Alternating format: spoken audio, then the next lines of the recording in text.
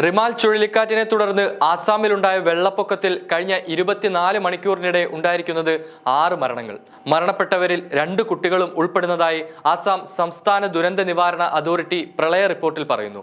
അതിരൂക്ഷമായ വെള്ളപ്പൊക്കമാണ് നിലവിൽ ആസാം നേരിട്ടുകൊണ്ടിരിക്കുന്നത്. 11 ജില്ലകളിൽ നിന്നായി 78,000 കുട്ടികളടക്കം 3.5 ലക്ഷത്തോളം ആളുകളെയാണ് പ്രളയം ബാധിച്ചത്. കച്ചാർ ജില്ലയിൽ ഒരു കുട്ടി ഉൾപ്പെടെ 3 പേരും, ഹൈലക്കണ്ടി ജില്ലയിൽ ഒരു കുട്ടി ഉൾപ്പെടെ 2 പേരും, കാർബി ആംഗ്ലോങ് വെസ്റ്റ് ജില്ലയിൽ ഒരാളുമാണ് കഴിഞ്ഞ 24 മണിക്കൂറിനിടെ മരണപ്പെട്ടതെന്ന് ASDMA റിപ്പോർട്ട് വ്യക്തമാക്കി. കച്ചാർ, നാഗോൺ, ഹോജായ്, കരിംഗഞ്ച്, ഹൈലക്കണ്ടി എന്നീ ജില്ലകളെയാണ് പ്രളയവും വെള്ളപ്പൊക്കവും രൂക്ഷമായി ബാധിച്ചത്.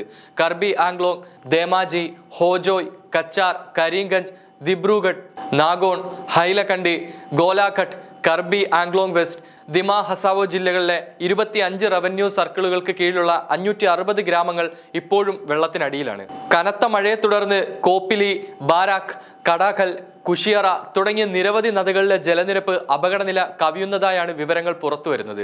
പ്രളയബാധിത ജില്ലകളിലെ 4,931 ഹെക്ടർ കൃഷിയിടവും വെള്ളത്തിനടിയിലായി. നിലവിൽ 187 ദുരിതാശ്വാസ ക്യാമ്പുകളും വിതരണ കേന്ദ്രങ്ങളും ഭരണകൂടം ഒരുക്കിയിട്ടുണ്ട്. ഏകദേശം 68,600 ആളുകളാണ് ക്യാമ്പുകളിൽ അഭയം തേടിയത്. മറ്റുയർന്ന സ്ഥലങ്ങളിലും സുരക്ഷിത സ്ഥലങ്ങളിലും അഭയം പ്രാപിച്ചവരുടെ എണ്ണവും കൂടുതലാണ്. ഇതുകൂടാതെ വളർത്തുമൃഗങ്ങളെയും പ്രളയം വളരെ മോശമായിട്ടാണ് ബാധിച്ചിരിക്കുന്നത്. മൊത്തം 1,23,063 വളർത്തുമൃഗങ്ങളെയും പ്രളയം ബാധിച്ചു കഴിഞ്ഞു. കഴിഞ്ഞ 24 മണിക്കൂറിനുള്ളിൽ വെള്ളപ്പൊക്കത്തിൽ ആസാമിലെ 11 റോഡുകളാണ് തകർന്നിരിക്കുന്നത്.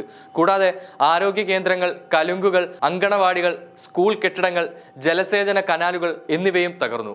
NDRF, SDRF, police, fire and emergency services, local administration എന്നിവയുടെ നേതൃത്വത്തിലാണ് വെള്ളപ്പൊക്ക ബാധിത പ്രദേശങ്ങളിൽ രക്ഷാപ്രവർത്തനം പുരോഗമിക്കുന്നത്. വെള്ളിയാഴ്ച 615 പേരെയാണ് ഇവർ രക്ഷപ്പെടുത്തിയത്. അതേസമയം ആസാം, മണിപ്പൂർ, മേഘാലയ, മിസോറാം, ത്രിപുര തുടങ്ങിയ സംസ്ഥാനങ്ങളിൽ റിമാൽ ചുഴലിക്കാറ്റിനെ തുടർന്നുണ്ടായ പ്രകൃതിക്ഷോഭത്തിൽ മരിച്ചവരുടെ കുടുംബങ്ങൾക്ക് പ്രധാനമന്ത്രിയുടെ ദേശീയ ദുരിതാശ്വാസ നിധിയിൽ നിന്ന് 2 ലക്ഷം രൂപ വീതം പ്രഖ്യാപിച്ചു. പരിക്കേറ്റവർക്ക് 50,000 രൂപ വീതം നൽകുമെന്നും പ്രധാനമന്ത്രി അറിയിച്ചു. അതിനോടൊപ്പം തന്നെ പ്രധാനമന്ത്രി എക്സിൽ ഖേദപ്രകടനം അറിയിക്കുകയും ചെയ്തിരുന്നു.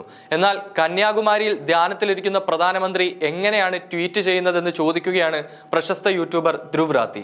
റിമാൽ ചുഴലിക്കാറ്റ് സൃഷ്ടിച്ച നാശനഷ്ടങ്ങളിലെ ദുരിതബാധിതർക്കൊപ്പം തന്റെ ചിന്തകളും പ്രാർത്ഥനകളും ഉണ്ടെന്ന് സമൂഹ മാധ്യമമായ എക്സിൽ കുറിച്ച ട്വീറ്റിന് കമന്റായാണ് ധ്രുവ് രാത്തി പ്രതികരിച്ചത്. ആസാം, മണിപ്പൂർ, മേഘാലയ, മിസോറാം, ത്രിപുര, പശ്ചിമ ബംഗാൾ എന്നീ സംസ്ഥാനങ്ങളിൽ റിമാൽ ചുഴലിക്കാറ്റിനെ തുടർന്ന് പ്രകൃതി ദുരന്തങ്ങൾ സംഭവിച്ചത് നിർഭാഗ്യകരമാണ്. ഇവിടങ്ങളിൽ ദുരിതമനുഭവിക്കുന്ന എല്ലാവർക്കുമൊപ്പം എൻ്റെ ചിന്തകളും പ്രാർത്ഥനകളുമുണ്ട്. ഇവിടെയെല്ലാം നിലവിലെ സ്ഥിതിഗതികൾ വിലയിരുത്തിയിട്ടുണ്ട്. ഈ സംസ്ഥാനങ്ങൾക്ക് കേന്ദ്ര സർക്കാർ സാധ്യമായ എല്ലാ പിന്തുണയും ഉറപ്പു നൽകും. സ്ഥിതിഗതികൾ സർക്കാർ തുടർച്ചയായി നിരീക്ഷിച്ചു വരികയാണ്. ദുരിതബാധിതരെ സഹായിക്കാൻ ഉദ്യോഗസ്ഥർ രംഗത്തുണ്ട്. ഇതായിരുന്നു ധ്യാനത്തിനിടെ മോദിയുടെ എക്സ് ഹാൻഡിലിൽ പ്രത്യക്ഷപ്പെട്ട പോസ്റ്റുകളിലൊന്ന്. ഇതിന് മറുപടിയായാണ് ധ്രുവ് രാത്തി എത്തിയത്. നിങ്ങൾ ധ്യാനത്തിലാണോ? അതോ നിലവിലെ സാഹചര്യങ്ങളെല്ലാം പരിശോധിച്ച് ട്വീറ്റ് ചെയ്തുകൊണ്ടിരിക്കുകയാണോ?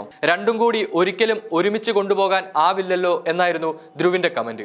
മോദിയുടെ ട്വീറ്റിൽ മണിപ്പൂരിനെ പരാമർശിച്ചതിനെ കുറിച്ചും പലരും കമന്റ് ചെയ്തു. മണിപ്പൂർ എന്ന് ടൈപ്പ് ചെയ്യുമ്പോൾ താങ്കൾക്ക് എന്തു തോന്നി എന്നായിരുന്നു ഒരു കമന്റ്. അതേസമയം 17 മണിക്കൂറിനിടെ 52,000 പേരാണ് മോദിയുടെ ട്വീറ്റ് ലൈക്ക് ചെയ്തതെങ്കിൽ 11 മണിക്കൂറിൽ ധ്രുവ് രാത്തിയുടെ കമന്റിന് കിട്ടിയത് 43,000 ലൈക്കായിരുന്നു.